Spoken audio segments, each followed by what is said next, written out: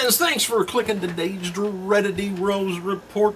A lot of silliness going on and some news too. But anyway, just to let you know, WWE website's got a new poll up asking fans, who's the most dangerous inside Hell in a Cell? Is it Rollins? Is it Orton? Is it Cena? Is it Ambrose? Well, with about 9,000 votes, at least the fans cast that Ambrose is in the lead. 65%, Orton at 16%, Cena at 15%, Rollins at 4%. Boy, Ambrose got a lot of people behind him. Alright, it's worth noting too that WWE made a video of Eugene Densmore, or Nick Densmore, or Eugene, whatever you want to call him, speaking from the Performance Center private on a YouTube, on YouTube just a few hours after he was released earlier this month. Kind of odd. Well, they justify, or well, they kind of believe that appeared on Raw last night.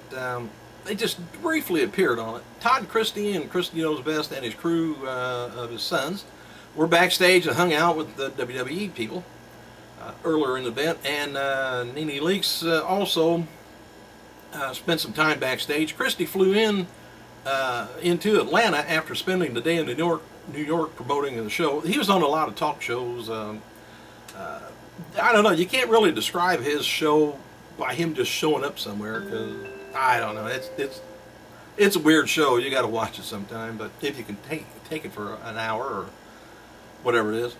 Anyway, does not look like Daniel Bryan. Daniel Bryan. Boy, that name sounds familiar. Anyway, looks like he will be returning, will not be returning, I say will not, at 2015 Royal Rumble after all. So that tells me he probably will. But anyway, it says here he won't.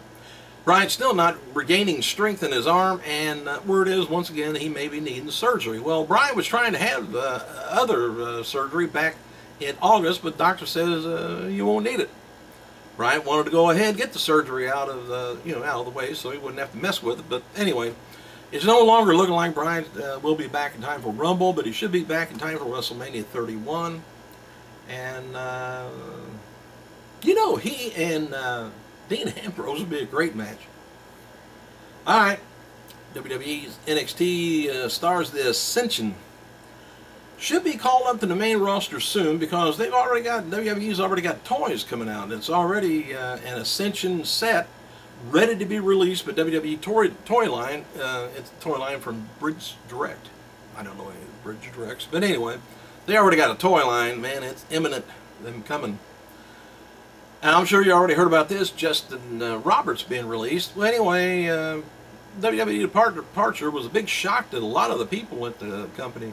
Roberts was extremely well liked backstage and talent by many of the talent, and anyway, said they thought it might be a mistake. Even though WWE announced it on their website, he worked Raw last night, and word is that he was informed of his departure after Raw went off the air. Of course, they didn't want him delivering a pipe bomb or anything, but I don't know. I don't think it was part of the. There's something else involved there, because just his little paycheck couldn't be, cost cutting on that. I wouldn't think. I thought he was I thought he was good as the Fink. You get kind of used to him, and I don't know who they're going to have now. It could be the girl that backstage. I don't know. Anyway, there were a lot of changes made to Monday's Raw from Atlanta, and the script rewritten many a time. As of Monday morning, they were still looking to do a John Cena versus Dean Ambrose on next week's Raw, but plans were changed and the match was moved to last night. And regarding the changes for Hell in a Cell, WWE wanted matches directly advertised instead of just ambiguous match. Orton's challenge was already written into the script before Cena and Ambrose was moved to last night's show. There was also a segment where the Bella Twins were nixed from Raw last night, but this was going to lead into their Hell in a Cell match, but obviously that didn't happen either. So, have you ever heard of the word flying by the seat of your pants? That's it. There were budget cuts still going on, but like I say, there's something else there. We'll find out later about it, either from him or Maybe Vince will call me and let me know. Alright, Damien Sandow mimicking The Miz while at ringside is apparently a big hit backstage. They must think it's funny. I think it's okay, but give him a match or so. WWE made sure not saying Randy Orton would face the loser of John Cena versus Dean Ambrose at Hell in a Cell. WWE did not want it to seem like Orton and Cena were the losers in the match, so they didn't make that word loser show up. Alright, several NXT star and trainers, including Braun Strowman, Sawyer Fulton, Tensai, Billy Gunn, Bull Dempsey, Connor, and others were going to be participating in the Special Olympics Florida plane pull on November 1st. Each team will raise $1,000 to participate in a giant tug-of-war to benefit the Special Olympics. Anyway, NXT has raised $450 so far. Fans can donate at their website. You might want to check on it if you want to. PWI Insider reports that Willie Mack did indeed sign a WWE deal for NXT, so he actually was released instead of having his deal pulled. Don't know whether it has to do with you know, the physical part, not the physical, but the you know, his health screening. I don't know what the problem is. I haven't heard of it yet. Let you know later. Mike Tenay's TNA deal reportedly expires before early January 2015. As noted, a lot of TNA contracts are up in the air until the new TV deal is signed. And as noted, Jeff Jarrett's Global Force Wrestling is going to be presenting the January 4th New Japan Pro Wrestling Tokyo Dome show on a pay-per-view basis in the United States.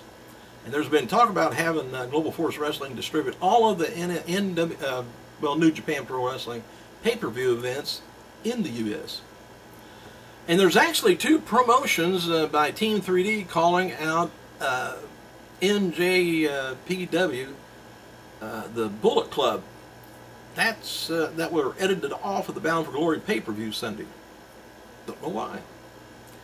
And believe it or not, if you remember this guy, WWE Hall of Famer Blackjack Lanza, turns 79 years old today. Former Nikolai Bolt, not former, he's still Nikolai Volkov, I guess. Turns 67 years old. And former WWE diva Stacy Keibler turns 35 years old with a baby. Mark Henry Big Show talked with Eden about getting their hands on Rusev in part 1 of the fallout from this week's Raw, and it's a video clip on their show. Anyway, the show said that he was a little disappointed in himself for what happened during the match with Rusev. Henry called Rusev one of the best young talents that's come out you know, for a long time, and Show says he's looking forward to facing Rusev again and getting a 3 count.